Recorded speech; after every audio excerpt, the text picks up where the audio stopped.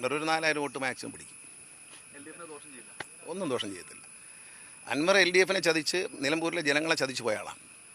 അൻവർ എന്തിനു രാജിവെച്ചു എന്ന് നമുക്കാർക്കും മനസ്സിലായിട്ടുണ്ടോ? ഈ നാട്ടിലെ ജനങ്ങൾക്ക് മനസ്സിലായിട്ടില്ല, നമുക്കാർക്കും മനസ്സിലായിട്ടില്ല. എന്തിനാണ് അൻവർ രാജിവെച്ചത്? എന്തായിരുന്നു അൻവറിൻ്റെ വിഷയം?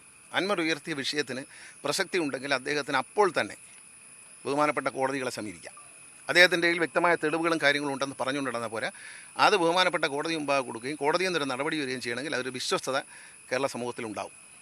അല്ലാതെ എൻ്റെ കയ്യിൽ അതുണ്ട് ഇതുണ്ടെന്ന് പറയുന്നതല്ല. തെളിവുണ്ടെന്ന് പറയാതെ ആ തെളിവുണ്ടെങ്കിൽ അത് ഒരു നീതിപീഠത്തിന് മുമ്പിൽ ഹാജരാക്കണം.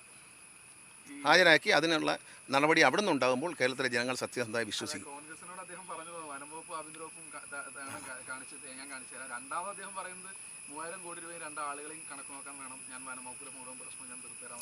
ആണോ? അതൊക്കെ എന്തോ ഒരു കുഴപ്പമുണ്ട്, എന്താണെന്ന് മനസ്സിലാവുന്നില്ല. കാരണം ഈ 3000 കോടി രൂപ എന്തിനാ നന്നാക്കാൻ? ഓ ശരി, മതിലിട്ടാനാണ് എല്ലായിടത്തും.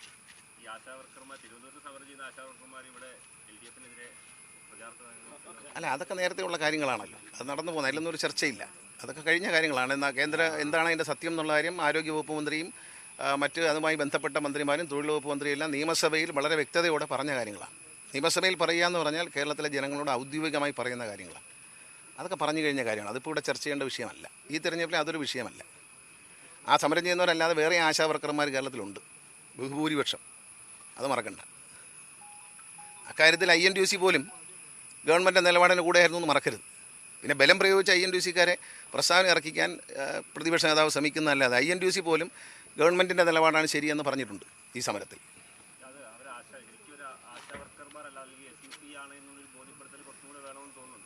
ഇല്ല, അതൊക്കെ മനസ്സിലാക്കാൻ ഞാൻ പറഞ്ഞല്ലോ, കേരളത്തിലെ ജനങ്ങൾക്ക് നല്ല രാഷ്ട്രീയ ബോധമുള്ളവരാണ്.